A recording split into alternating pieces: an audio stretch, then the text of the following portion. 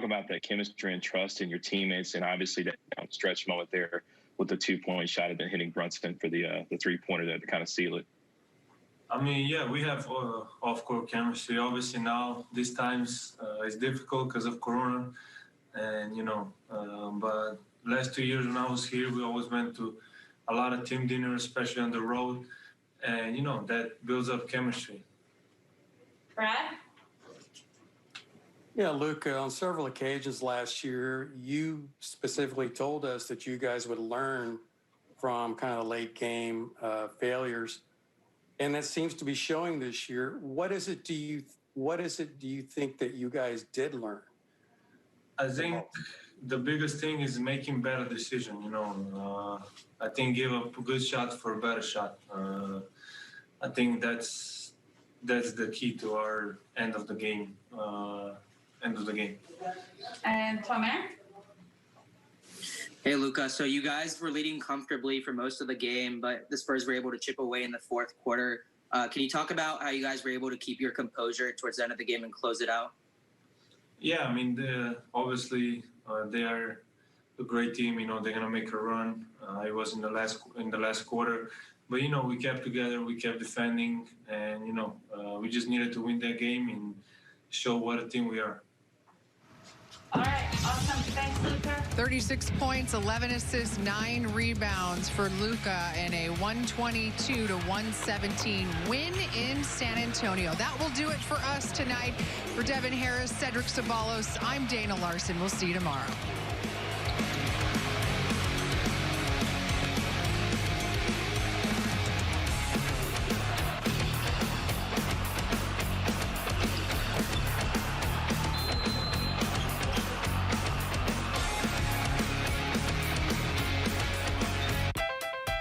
The ball and some loose ball plays, which were really important. So very happy for him. I thought we played very well offensively just about the whole night. These games get tight down the stretch. Our guys showed great poise in the last 4 minutes, continuing to execute, getting the ball in the basket. KP's clutch free throws and KP and Awundu's clutch free throws were obviously very huge. And that's a big division game for us. Brad? Yeah, Rick, obviously there were some close moments down the last few minutes, but I'm wondering if you see a different sort of body language or feeling among your team late in games this year, because the results have been pretty good. Yeah, look, we've gotten a year older, a year wiser.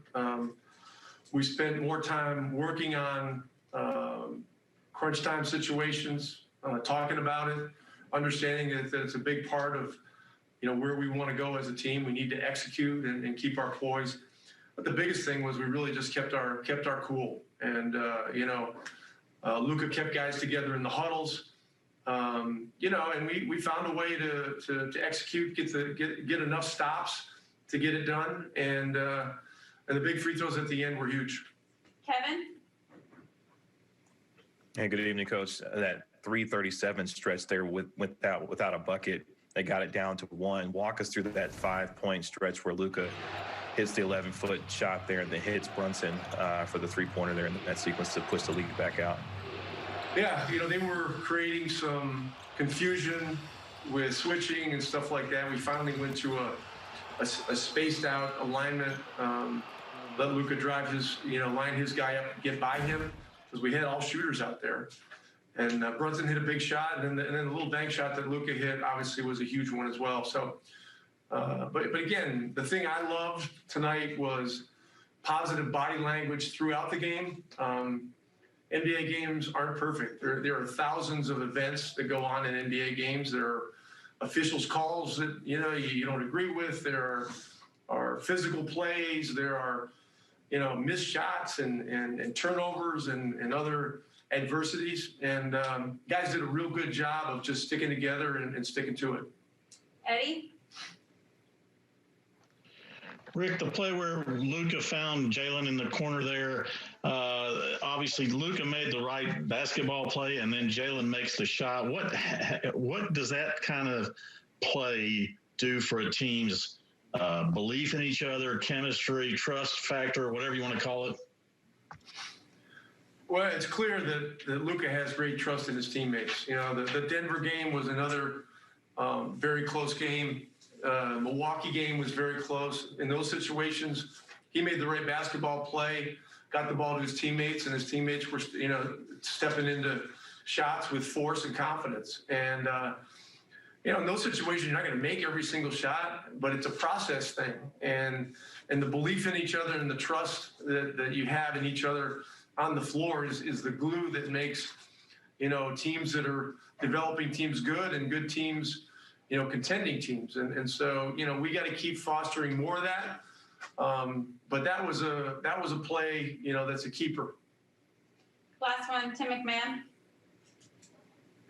Hey, Rick. How do you feel about Porzingis' post-up game, utilizing that at this point, and what are the situations where you would look or where you are looking to go to him on the block? Yeah, you know, Luka called those post-up plays in the flow of the game, felt that he needed a touch against a smaller guy. KP made some very good decisions, got a bucket or two. And so, look, in the flow of the game, you know, when it's our leader out there making the call, you know, I'm good with it. On a steady, regular basis, it's a tough play. It's become a play that generally has become an unproductive play in the league. But tonight, I thought we got good mileage out of it. All right, thanks. Let's stay right with that one. The really stepped up to these big games against San Antonio, and he seems to always impress Pop, which must be really hard to do. But he's basically averaging a 30-point triple-double against them now. I mean, he does it in so many different ways, and he takes what the defense gives him. You know, last couple games, there's been a lot of double teams, a lot of junk defenses. You know, I'm not going to score tonight. I'm going to get involved with my teammates. Tonight, it was like I see one-on-one defense, a lot of switching, a lot of going against bigs. I'm going to dominate the game in every aspect. And also the way the game is played against San Antonio, which really makes them have a lot of statistics, because usually, like you said, they start off early. They had a good run, had a little lead there, double digits, but then got into a position where Popovich started to switch some things around and then put themselves in a position to come back. And that's when Luka had to come off the bench and do some dramatic things. Jalen Brunson held his own when he was in there, but Luka Doncic just kind of finished it, put the icing on the cake.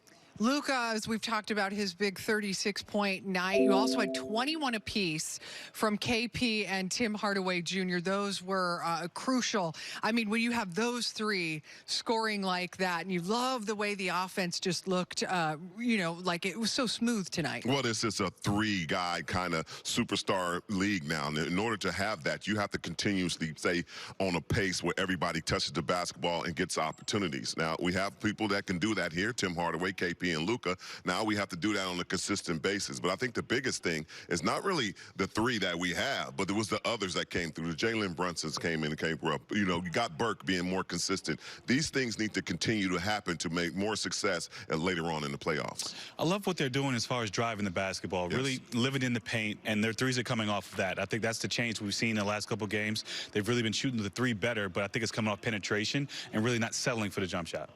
50 points in the paint for the Mavericks tonight. Second straight big game in that area, and the three ball also falling tonight. They had 14 threes in this game and get a win in San Antonio. Let's check in with the head coach now. Here's Rick Carlisle. Tonight's defensive player of the game is Wes Iwundu. You can catch that on social media, courtesy of Jonathan Lynn, and he was very deserving. You know, he did a great job just holding his ground on DeRozan. He chased Mills around, and he made